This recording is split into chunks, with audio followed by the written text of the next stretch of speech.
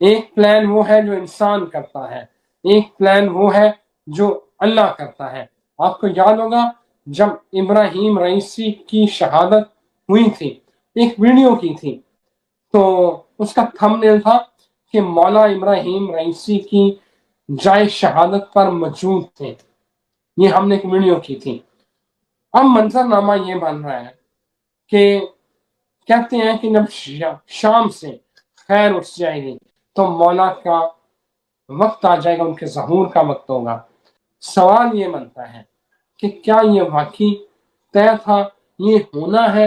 تو پھر وہ بڑی جنگ جو ہے جس کا ذکر سنتے ہیں وہ ہونی ہے، مولا کا ظہور ہونا ہے، اور پھر یہ سارے تہس نہس ہوں گے، عرب آگ میں جھونکا جائے گا، عرب سارا خطہ عرب زمین میں دھس جائے گا۔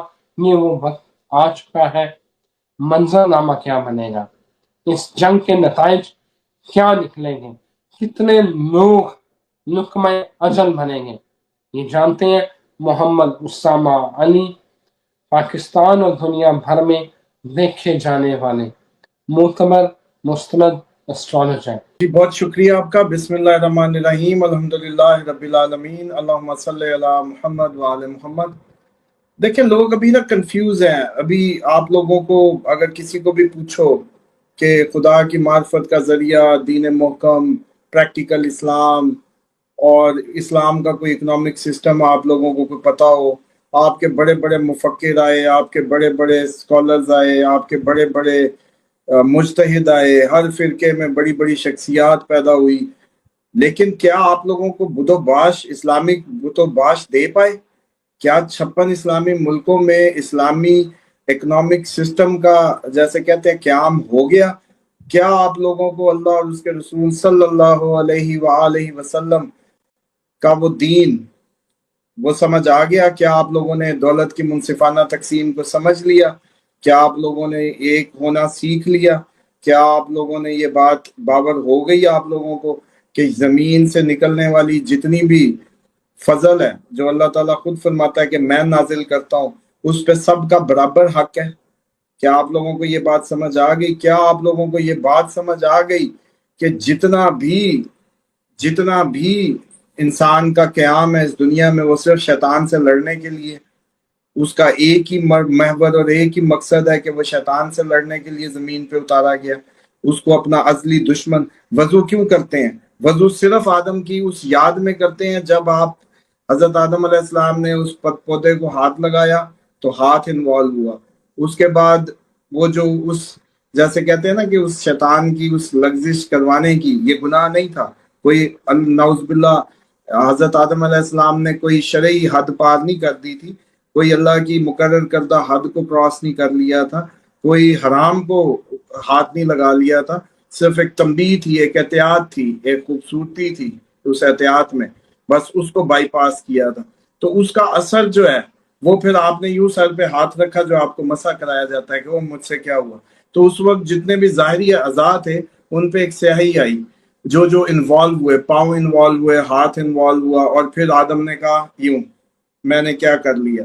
تو وضو اس سینس میں صرف اور صرف آپ لوگوں کو کرایا جاتا ہے کہ آپ لوگ جب بھی وضو کریں آپ لوگ خدا کی طرف آئیں اور شیطان کو پہچانیں، بس ہر عمل سے پہلے اس لیے باوضو ہونا ضروری ہے تاکہ آپ کو شیطان کی یاد آ جائے اور اللہ تعالیٰ کی پناہ میں آنا۔ کیوں کہتے ہیں کہ جو باوضو رہے گا اس کا رزق میں اضافہ ہو جائے گا، برائیوں سے بچے گا، صحت یاب رہے گا؟ یہ کیوں کہتے ہیں؟ اس کے پیچھے ریزن یہ ہے کہ یہ بات جو ہے وہ سمجھ آ جائے گی سب کو کہ یہ جو بھی نظام ہے زمین پہ اس کا ایک ہی محور اور مقصد ہے، شیطان سے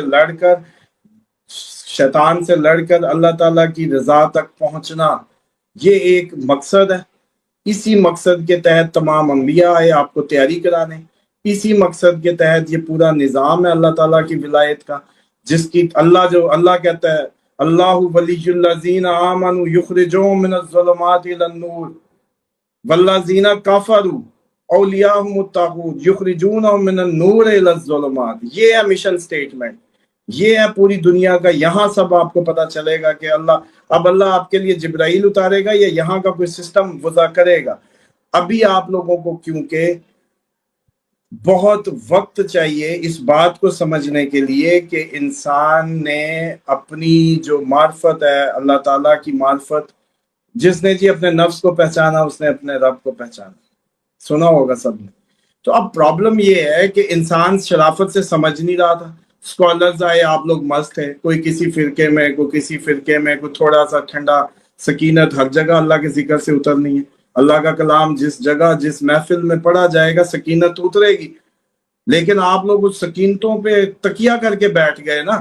آپ نے دین اسی کو سمجھ لیا، آپ نے کہا کہ جی اس درگاہ پہ مجھے سکون آیا، اس آستانے پہ سکون آیا، اس فرقے میں سکون آیا، یہ اللہ کی محفل میں سکون آیا، کہیں درود کی محفل میں سکون آیا، آپ نے اسی کو منزل سمجھ لیا، ٹھیک ہے۔ اس کے بعد آپ کے پاس جو ڈیوائن کنیکٹیویٹی کا سورس ہے وہ مادے کو چیک کرنا ہے کہ مادہ ہے، دعا مانگی تو مادہ آ گیا یا نہیں آیا۔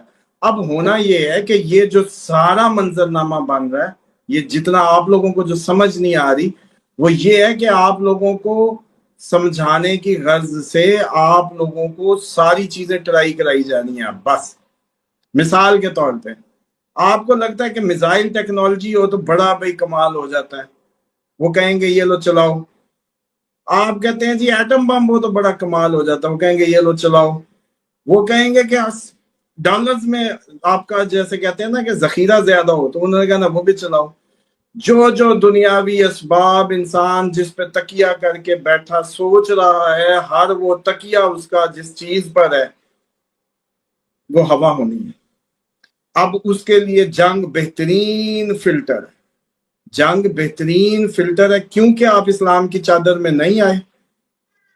بس اب وہ جنگیں پھیل رہی ہیں، آپ لوگوں کو سمجھ نہیں آ رہی۔ اچھا اب اس ٹائم آج میں بیٹھے مجھے بتائیں، ٹھیک 29 مئی کو جب میں کہہ رہا تھا کہ ایران تیاری کر لو، بہت زیادہ سخت معاملہ ہونا ہے، جون بڑا سخت ہے، پہلے حملہ کر دینا، کسی کو سمجھ آ رہی تھی؟ اب اگر دیکھو تو آپ ساروں کو سمجھ آئے گی۔ ابھی یہ پاکستان والے بڑے مست بیٹھے ہیں، جنگ بند ہو چکی ہے، مشن وہ سکون ہو چکا ہے، ان کو بالکل چل لگ رہا ہے۔ اسامہ صاحب وہ جو کہتے تھے کہ دنیا کی آبادی جب 7 کے عدد میں ہوگی تو پھر مطلب 1 ارب وبا میں، 1 ارب بیماری میں، 1 ارب جنگوں میں، تو وہ وقت آ چکا ہے۔ دیکھیں وہ تھی کہ دنیا میری امت کے 3 حصے، ایک حصہ بیماری میں، ایک حصہ جنگ میں، اور ایک حصہ بچے گا۔ تو اب اگر 7 کا فگر ہے تو اس کو 7 کے فگر کو آپ کر لیں، 7 کے فگر کو آپ بنا لیں 3 حصوں پہ، 2.5 ارب کر لیں۔ اچھا آج سے پہلے اتنا بارود اور مسالہ آپ کے پاس نہیں تھا کہ اتنا بندہ مارا جا سکتا، پہلے یہ پوائنٹ سمجھے۔ آج سے پہلے وہ کیپیسٹی نہیں تھی، لیکن اس وقت وہ کیپیسٹی جو ہے پراپرلی ڈیولپ ہو چکی ہے، جس میں یہ بڑا واضح ہو رہا ہے کہ اب اتنا بندہ مارا جا سکتا ہے، بٹنوں پہ ہے اتنا بندہ، سر جی بٹنوں پہ آیا ہوا ہے اتنا بندہ، سمجھ رہے ہیں؟ اب کرونا دیکھا آپ نے کتنی آبادی گئی، اس کا مطلب ہے اب اتنی بڑی بیماری بھی آ سکتی ہے کہ اتنی آبادی چلی جائے۔ اس کے اوپر آپ لوگوں کا جو شہری نظام ہے جو آپ لوگوں نے اڈاپٹ کیا، یہ اسلامی ہے؟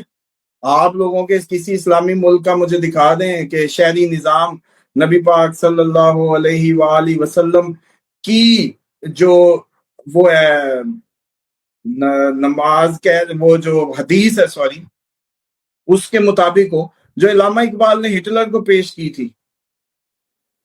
علامہ اقبال جب ہٹلر کو ملے تھے نا تو اس کو پیش کی تھی، انہوں نے کہا اپنے دین کی کوئی بات تو بتائیں، اپنے نبی کی کوئی بات تو بتائیں صلی اللہ علیہ وآلہ وسلم۔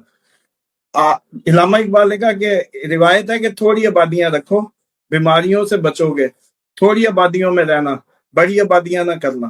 مینجمنٹ کی بہت بڑی بات سمجھا گئے تھے، لیکن آپ دیکھ لیں، لاہور دیکھ لیں، کراچی دیکھ لیں، انڈونیشیا کا جکارتا دیکھ لیں، بڑے بڑے آپ کے اسلامی ملکوں کے کیپٹلز چیک کر لیں، کھڈوں میں گھسائی چلے جا رہے ہیں، نان اسلامک ہے۔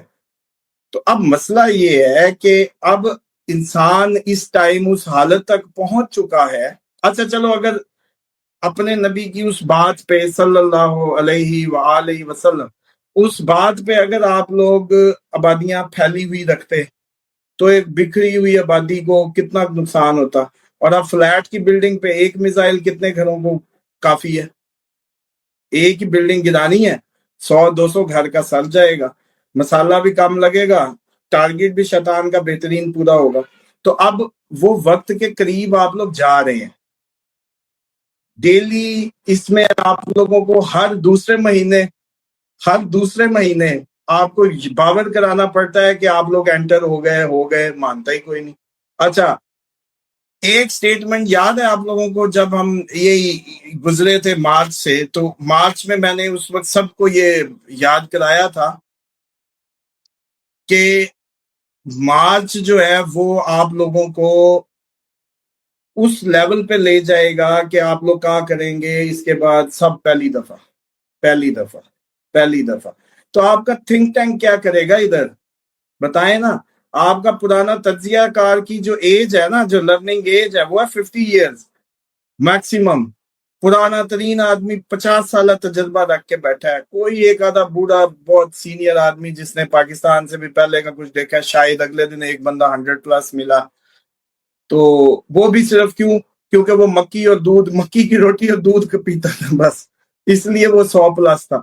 तो अब आप ये समझ लें, जो नहीं नुक्ता समझ आ रहा बार बार समझाने पर भी, कि सर जी आप लोगों को सेक आना ही आना है।